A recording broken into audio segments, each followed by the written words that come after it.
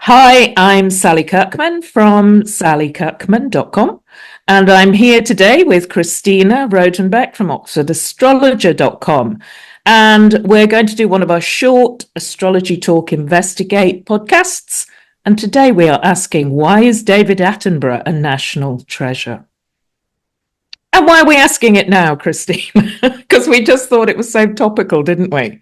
Well, because it's his birthday coming Yeah. up. His birthday's on the 8th of May, and he is going to be 99, isn't he? Mm. Mm. Which is a grand age for a grand man. Yeah. And what if David Attenborough, in case you don't know, Yes. which Who doesn't know? in case you don't know, is the great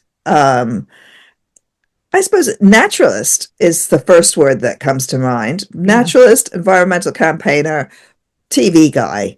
He is the TV guy. He has become the voice of Earth, almost, of Mother Earth, talking about herself. And of course he's a Taurus, right? Yeah, I was about to say. Taurus. That's a fantastic legacy straight away for a Taurus, isn't it? The Earth sign, and that's his subject. And also, the other thing, classic Taurus, because he's been going, hasn't he? It's the sign of longevity as well. I always think Taurus. So yeah, and here he is at 99, still active. Yeah, he's got a new documentary coming out. He's bringing out a documentary on his birthday, May the 8th, called Ocean. And that's not more relevant for what's happening now with this, this whoosh of Neptune changing star sign. And we're looking at what's this going to mean about the oceans. He's kind of in the zeitgeist, isn't he? He's kind of he gets what's going on. So, and he's talking about the ocean and the damage that's being done and how vital it is to our survival. It's really kind of accurate for this astrology with Neptune, the ocean planet, moving into Aries. Let's kind of really fight for this. Yeah, so. And just to point out, and he has got Venus at 1 degree of Aries making conjunction. It's being conjoined by the great planet of the oceans, Neptune. Yeah. Right now. And it's been almost waiting all his life. This has never happened to him before, but now Neptune is there. Yeah, fantastic. Neptune and Saturn will be there too. And so I think this is maybe a kind of final message that he wants to get across, is that the oceans are the oceans are the key. The health of the ocean is the key to the health of the planet. In preparation for this, I watched just what was available, which is everything on the BBC, an Attenborough documentary about the oceans, an older one. And what interested me about it was, it was incredibly well made, right? So he does the voice, but he also has helped over the last, I think he started in the 1950s, didn't he, making these, or is it or 1960, a long time. He has helped to craft how the BBC makes these nature documentaries. And that, again, is very Taurian, to be very good at a craft, to be a maker of things. So it's not like just like he goes and gets all emotional. But I was amazed by this documentary about the oceans, which was about sea lions in off the coast of Chile, and little crabs on bits of plastic in the ocean. I was just amazed at the emotional journey that this takes you on. And I found it almost impossible, very difficult to watch, because I was like, oh my God, my emotions are being wrenched. The combination of the music, the pictures, the voice, and this sense, and the drama. So he's also an incredible, and it is due to him that there's this way of telling stories that the BBC nature programs has, which is super emotional. And it pulls you right in. And I do think that's partly to do with that Mars, that he's got this Mars in Pisces, and Sally and I were just wondering about his moon. Should we put up the chart? Yeah. Um, so he's the other thing that he does that is incredible, just while you're putting the chart up, is he's got Mars in Pisces and Mercury in Aries. And so he's very good at being a very pithy storyteller. He gets straight to the point. And also, just what we need to say is that the time is unknown. We don't have a definite time for him, so we've drawn this up for noon. So we can't, we don't know, for example, what his ascendant is or the houses. And also, the moon's interesting, isn't it? Because we were talking about this. His moon could be in Pisces or Aries. And I kind of like the moon in Aries. There's a side of him that's such an innovator. And he's a real activist. I mean, he was, it was nature programs, the beauty and the wonder of the nature programs. But you could always tell that, there was a bit of him that wanted to use this as well as a protest. He wanted to use it to make a difference, to highlight environmental causes as well. So I kind of like the moon Aries for that. And it probably, again, puts the moon very early degrees Aries. So it's very active right now as well. I'd just like to say for anybody who's been on my website that I did have a time for him back in 2018, which I got off Astro Data Bank, but it turns out that was rectified. It wasn't it shouldn't have been given the AA rating that it was given, which gave him an earlier birth time and moon in Pisces. So I'm just going to leave it there. But it's a good article aside from, but you just take into account that the birth time's not quite accurate, so we don't know about the houses and the moon sign. So yeah, I mean, the thing I think about him, and I think that you can see in this chart, is obviously he's got that Taurian love of nature, which marries partly with and his sun is not just in Taurus, it's in the middle of Taurus. It's in the center of Taurus. It's opposite to Saturn. So he's looking at how would you describe that Saturn Sun opposition, Sally? It's, conflict with the father sometimes.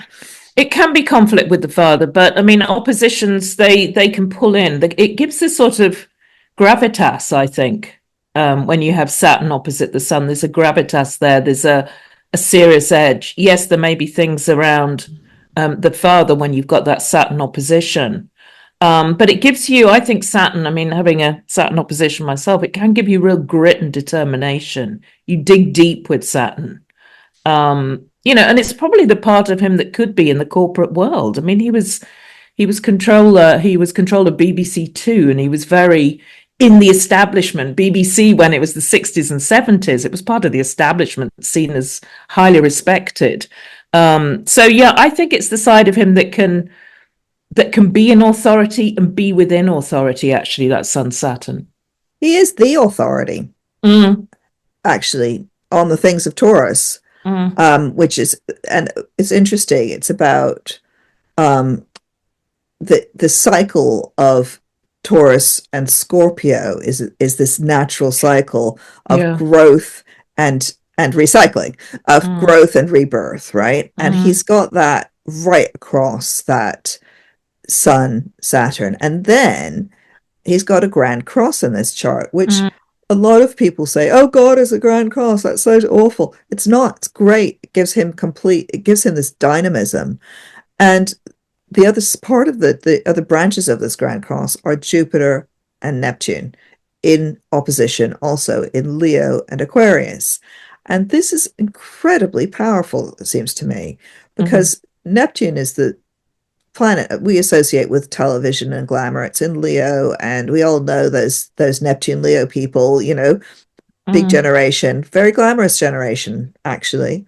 And it faces that Jupiter in Aquarius, which is the common people. He's got the touch. He knows how to talk to people. Yeah. And he's also, for me, one of the things that I really take from those documentaries is that we're all equal. Us, the fish, the bugs, the lions, we're all one. We all have to work together. And he's got this, and also Jupiter and Neptune are the rulers of Pisces, the ocean, the sign a sign associated with the oceans. Yeah. Um, and they are squaring the Sun Saturn. So it gives them this dynamism, this grit, and this desire to actually a fixed desire as well. So they're in fixed signs.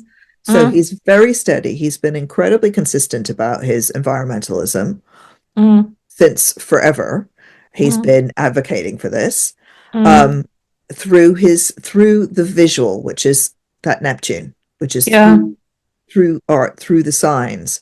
And I think that's, it's kind of a grand cross. One of the phrases that I say is, what's your cross to bear with a grand cross? I mean, it is incredibly dynamic, but sometimes it can be, what is your cross to bear? And I think it is, I think it's his life's mission to show us the beauty of the world. He wants to show us the beauty of the world, but through doing that, he wants to, be this voice for the environment as well. I think he can't not do it. And it has been his life's work. So for him, it's really played out very, very powerfully, this Grand Cross. He's a realist, but he also ends up, showing us the beauty of it as well. It's through the beauty of the world that he's got this voice. And I do just he's got the most distinctive voice. It was interesting. I went on Wikipedia and they've actually got a recording of his voice. Because, when you hear it, you can't forget his voice. And Taurus rules the throat, the neck, and he's got this very melodious, it's almost sort of a whisper in a way. It's very enticing, it's very alluring, it draws you in. So, I think this Grand Cross is so powerful in his chart. I agree about the voice. Voice of a nation, isn't he? Voice of a nation. Oh, so, do you think he's a voice of a nation? I would differ with that. I don't think that I know that he's not speaking for the rest of us, though, is he? Well, maybe he's a global voice. That's what I want to say. Maybe he's a global voice.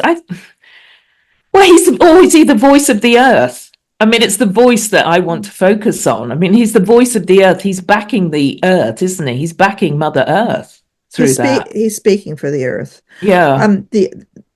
That's right. Because he's an internet. It's interesting. The question is, why is David Attenborough a national treasure? Actually, he's an international treasure. Yeah, yes. He is not. He doesn't. Although he's from here and from this little island, this little beautiful jewel that we live on, which is unbelievable at the moment. It's absolutely gorgeous. He also goes around the world looking at this stuff. I think that his chart has got a feeling of the priest about it. And that's because he's got this Jupiter-Neptune opposition, and the Neptune makes a conjunction with Ceres, which you often see in priestly charts. And what he is he's like he's like a wizard or a priest for nature. Yeah. And he's reminding us that that every little bit counts as well. And that I find is that Jupiter in Aquarius, the matrix, the network. The matrix is not some weirdo science thing. The matrix is the matrix of nature, right? That connects us all. And when you take one bit out of the matrix, everything else falls. If you kill all your bugs with pesticides, your trees, your plants are not going to get pollinated, and then your fruit isn't going to grow, and then you're going to be dead. Yeah. And that is that understanding of the great network that we are all part of and all playing our part in is one of the points that he's really got across. Yeah, and it's interesting what you say that about the priest, because he is quite famously agnostic. He's also, I think he said something like, it never really occurred to me to believe in God, which, to have that Jupiter-Neptune opposition, that can often be kind of religious or spiritual. And again, I think it's because of the down-to-earthness, the pragmaticness of that Sun, Saturn, Taurus, Scorpio. it's kind of what he believes in is firmly rooted in Mother Earth. It's firmly rooted in Mother Earth, you know, and that's how it's played out for him. Yeah, he's a very um important person in our consciousness, isn't Mm. he? Mm.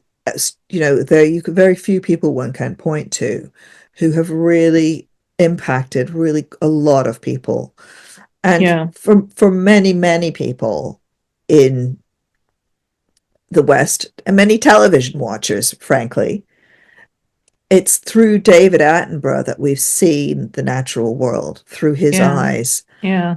Um, and I find that incredible as well, that he's Yeah. actually influenced so many childhoods.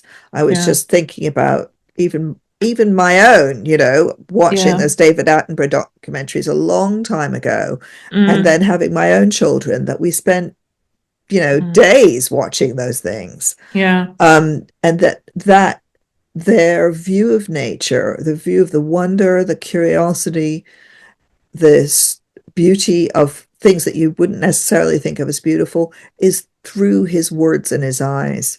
And Mm. his youthfulness is that Mercury in Aries, I think, that gives this Mm. a kind of eternal youth, because he does feel he's very old. Saturn in Scorpio opposite his sun, but he's also very young. So that's an Yeah. incredible combination Yeah. of being very wise. You know, you feel like he's wise, Mm.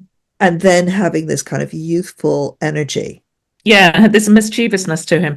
I have to say, I loved because the Queen was born very close, same year as him, also a Taurus, and they ended up being friends. And I do remember when I was writing my star sign books, there was two Taurians, and they were walking around. It was a documentary, the Queen's documentary, and it was basically about trees.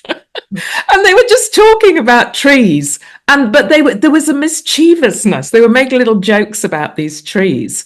So yeah, and again, that's such an art of his, that he talks about these, you know, he grabs our attention with these serious issues, um, but he does it in a way that's light. There's a lightness to him as well. Yeah, he's an incredible storyteller. You know, I'm surprised that there's not more Gemini in this chart, but Yes. maybe he's actually got Gemini rising. Because the way that he gets his points across is by weaving these slightly, Mm. often quite anthropomorphic stories, these weaving these Mm. stories. Mm. Um, and also that, you know, the other thing about him is that it's not just him, there's always a team. You know, these things Yeah. are team operations. Mm. And I think that's, you know, that is this Jupiter in Aquarius again, is this ability to work with a Mm. team really well. And Jupiter in Aquarius opposite that Neptune um, in Mm. Leo, Mm. um, and working together with that sun. So he's the star of these, you know, his voice is the star, in fact, which is Yeah. interesting. Back to this thing about the voice. His Yeah. voice is the star of the show, right? Yeah. Yeah. But he got away from being, you know, he's good in front of the camera. He Mm. really is. But I think he also, it's interesting how at some point he decided to be less in front of the camera and more just the voice from behind the camera. Mm. Mm. Mm. Yeah, which sort of, I like that, you know, again, so it's not ego, is it? There's no ego there with you wanting to, you see my presence. That's so kind of Leo, but he doesn't want that. You know, he wants to step away and let the story and the visual play out and entrance us. And one thing I would say also about having this massive, incredibly powerful Grand Cross is can give you very broad vision, you know, a very Mm. wide view of the world. Mm. So again, it it's one of these. If you have it in your own chart, you know, fear not. You know, you've got a big view, and you've Yeah. got big things that you can do, and there's many. And also the other thing about him is he's sort of multi-talented, because so he's running the part of the BBC for a while and doing these programs, and you know, doing talks, and you know, an activist of kinds. So he could do all these different things, and that's also a Grand Cross thing, is that your talents are, wide ranging sometimes. Yeah, and I think for me, it also depends on the planets in the Grand Cross. I mean, for him in particular, that Jupiter Neptune really is the big vision. I mean, he has that kind of global sweep, and he is an activist. I mean, he's got, I think he's got the moon in Aries. He's got Venus Aries, Mercury Aries, and Uranus as well, pulled into the moon and Venus. Uranus is often that, it's that activist wanting to get his point across. So yeah, I mean, you can see David Attenborough in this chart. He's amazing. He is a national treasure. And the reason, when we say a national treasure, I think that the question would be, why is he a national treasure? How does he chime with the national chart? Well, he chimes with the Queen, as you've said, Yeah, but actually he chimes much more kind of globally, doesn't yeah, he? It's yeah, a real global chart. So yeah, he's more like an international treasure. yeah, yeah. All righty. Okay, and on that note, we'll say goodbye. Do listen in to our regular monthly podcast. We'll be back with Gemini season on May 18th. See you then. Happy birthday, David. Happy birthday. Bye. Bye.